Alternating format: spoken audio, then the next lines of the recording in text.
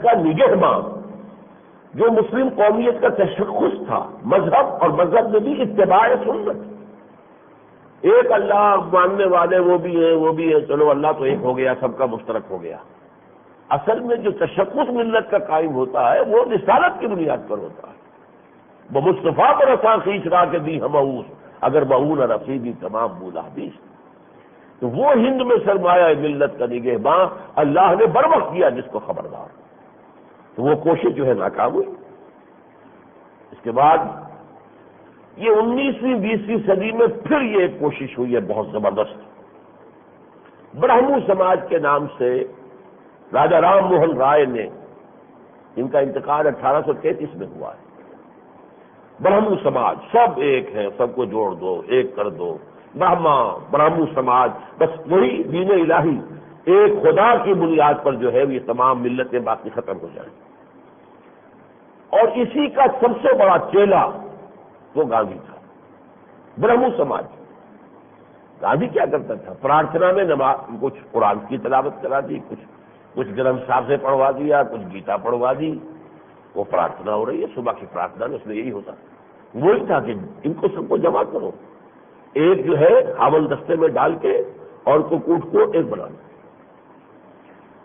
چنانچہ 1938 میں سیتا بھائی پٹیا رامیہ، اس نے کانگریس کی تاریخ لکھی تھی، لیکن اس میں یہ الفاظ بڑے ہی یعنی چشم کشا ہیں.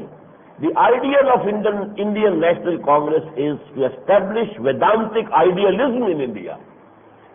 کہ اگرچہ بظاہر تو انڈین کانگریس جو سیکولر جماعت ہے، لیکن اس کا جو مقصد ہے، نصب العین ہے، وہ تو یہ ہے کہ ہندوستان میں ویدانتی آئیڈیلزم جو ہے اس کا نظام قائم کیا.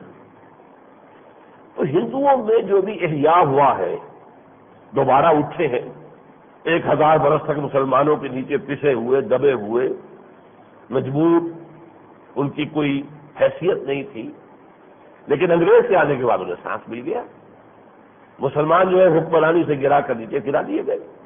اب برابر تو ہو گئے نا، اب گویا کہ ہندو مسلم برابر ہو گیا. اس اعتبار سے کہ انگریز کو زیادہ اندیشہ تھا مسلمان سے کہ حکومت اس سے چھینی ہے، اس میں بغاوت کے جراثیم ہوں گے، لازماً ہوں گے.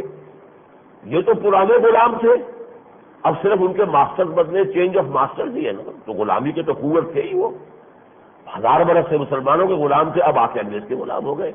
وہاں تصادم نہیں تھا، یہاں تصادم تھا. اس لیے انگریز نے انہیں ابھارا، مسلمانوں کو دبایا.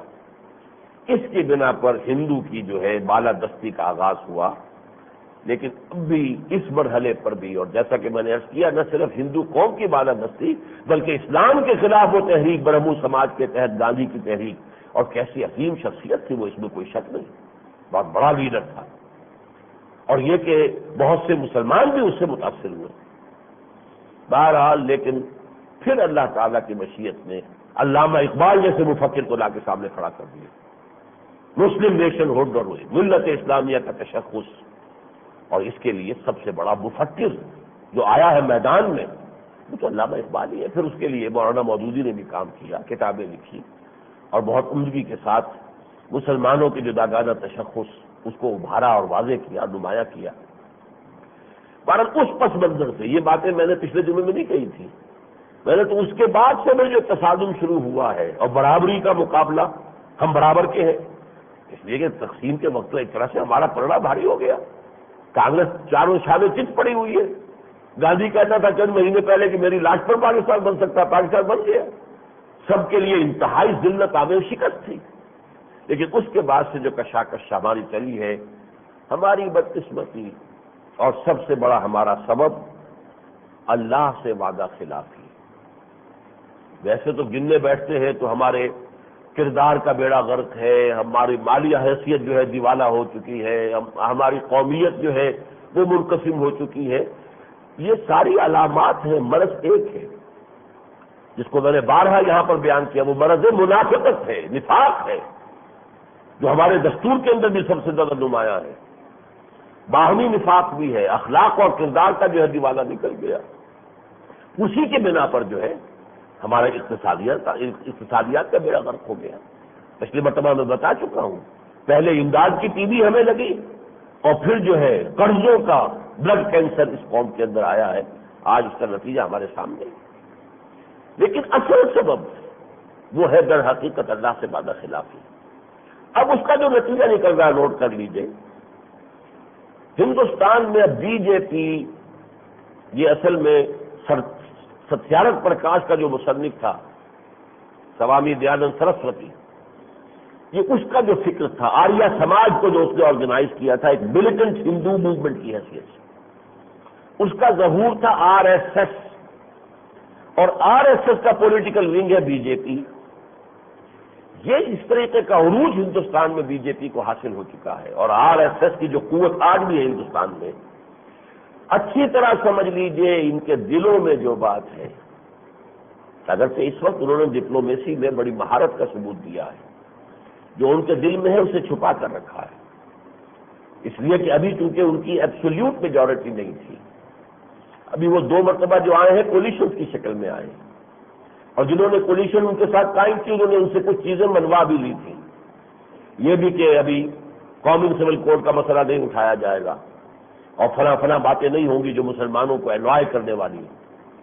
لیکن اب جو نظر آ رہا ہے وہ تو یہ ہے کہ آئندہ الیکشن میں ایبسولوٹ میجورٹی کے ساتھ بی جے پی کی حکومت بنے گی، اور ان کے دل کی بات یہ ہے ٹو انڈو پاکستان کو ختم کرنا، بھارت ماتا کے ٹکڑوں کو پھر جوڑ دینا، اور بھارت کی پوتر سرزمین کو اسلام اور مسلمانوں سے پاس کر دینا، یہ ان کا اندر کا ہڈن ایجنڈا ہے۔ چنانچہ بابری مسجد کا انہدام جو ہوا تھا، اس کے بعد جو اس وقت آر ایس ایس کا گرو تھا دیورس، اب تو مجھے معلوم نہیں کہ زندہ ہے یا مر چکا ہے، اس نے صرف اپنے بڑھاپے کی وجہ سے اس عہدے کو چھوڑ کر اور نامزد کر دیا تھا چوتھا گرو جو ہے۔ یہ دیورس جو ہے یہ وہیں سے ہے جہاں سے شیوا جی اٹھا تھا، مہاراشٹر کا علاقہ، وہیں سے آر ایس ایس اٹھی ہے۔ یہ در حقیقت اسی برہٹا جو ملیٹنسی تھی اسی کی کنٹینیوشن ہے، اسی کی شیو سینا اس کی کنٹینیوشن ہے۔ اس نے ایودھیا کی مسجد کے، بابری مسجد کے شہید کیے جانے کے بعد ایک باقاعدہ سرکولر بھیجا تھا تمام ہندو جماعتوں کو، چاہے وہ سیکولر تھیں یا سماجی تھیں یا تعلیمی تھیں یا جس طرح سیاسی تھی، سب کو۔ اب وقت آ گیا کہ ہم فیصلہ کن اقدام کریں اور ہندوستان کو مسلمان اور اسلام سے پاک کرنے کے لیے اقدام شروع کریں، اور میں تمہیں یقین دلاتا ہوں کہ پوری دنیا میں کہیں کوئی رد عمل نہیں ہوگا، اس لیے کہ بابری مسجد کا ریہرسل ہو گیا، ہم نے دیکھ لیا، سوائے پاکستان میں کچھ بندر گرا دیے اور پھر شد گرا کے بنا بھی دیے اور زکوٰۃ کے پیسوں سے بنائے۔ مشرقی پاکستان پھر بھی بہتر رہا تھا، کئی لاکھ آدمی مارچ کرتے ہوئے بارڈر پر پہنچ گئے تھے، لیکن آگے بظاہر بات ہے بنگلہ دیش کی حکومت انہیں کہاں جانے دی تھی، باقی پوری دنیا میں پتہ ہی نہیں۔ ہماری امارات کی حکومتیں، سعودی عرب صرف اتنا بھی اگر کہہ دیتے کہ ہم آپ سے تجارتی تعلقات منقطع کر لیں گے ورنہ مسجد دوبارہ بناؤ، ہندو بنیت جو ہے اس کو دن میں تارے نظر آ جاتے ہیں، کسی نے نہیں کہا جس طرح کے تعلقات سے جو کہ تو باہر گئے، اس لیے اس نے کہا کچھ رد عمل ہوگا تو صرف یہ کہ بنگلہ دیش اور پاکستان میں ان کی ہمیں پرواہ نہیں، باقی پوری دنیا میں کوئی رد عمل نہیں ہوگا۔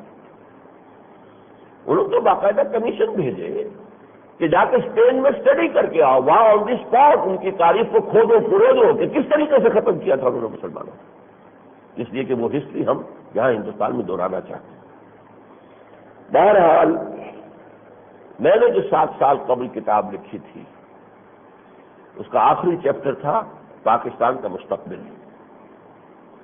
3 سیناریوز میں نے اس میں پیش کیے تھے۔ پہلا، ہوپنگ اگینسٹ ہوپ، جس کے کوئی آثار نہیں، اور وہی حالت اب بھی ہے بلکہ اب پہلے سے بدتر ہے، کہ قوم یونس کی طرح اللہ تعالی ہمیں توفیق دے دے توبہ کی، اس کے کوئی آثار نہیں، تاہم اللہ کی قدرت سے مایوس نہیں ہونا چاہیے۔ جیسا کہ حضور نے فرمایا تمام انسانوں کے دل اس کی 2 انگلیوں کے درمیان ہے، جدھر چاہے پھیر دے، کیا عجب کہ اللہ پھیر دے، ہمیں کوشش جاری رکھنی، لیکن آثار کوئی نہیں۔ دوسری بات میں نے یہ لکھی تھی، ابھی تک وہ کتاب ہے، آج میں یہاں لے آیا ہوں اس کے نسخے، جو حضرات لینا چاہے پڑھیں ذرا، سابقہ اور موجودہ مسلمان امتوں کا ماضی، حال اور مستقبل۔ دوسری شکل یہ تھی کہ کوئی جھٹکا لگے پاکستان کو جس سے یہ ہوش میں آ جائے۔ وہ جو جھٹکا سن 71 کا تھا، میں پچھلی مرتبہ بھی عرض کر چکا ہوں، اسے مغربی پاکستان کے لوگوں نے محسوس نہیں کیا، وہ ہم سے 1000 میل دور ہوا تھا جو ہوا تھا۔ تیسری شکل میں نے لکھی تھی، پاکستان پر کوئی دشمن جو ہے فیصلہ کن طور پر غلبہ حاصل کر کے یہاں ہمارے لاکھوں یا کروڑوں کو قتل کرے، اور پھر اللہ اس قوم کو اسلام کا جھنڈا تھما دے اور اسلام کی توفیق دے۔ یہ بڑی سخت بات تھی، میں نے لکھی تھی،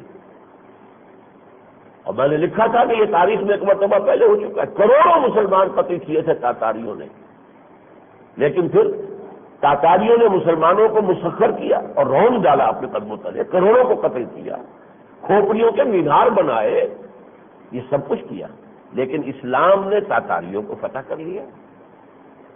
یہ جو قومی کشمکش ہے، ہندو میں جو ایک غصہ ہے بھرا ہوا، یہ مسلح ہیں جنہوں نے ہمیں 1000 سال رگڑا، انہوں نے ہم پر حکومت کی، انہوں نے بہرحال ان میں اچھے بھی تھے تو بہت برے بھی تھے لوگ، بادشاہ جیسے ہوتے ہیں، بادشاہ جو ہے اپنے نشے میں جو کچھ کرتا ہے وہ کیا ہے بہت سے لوگوں نے، اس میں کوئی شک نہیں۔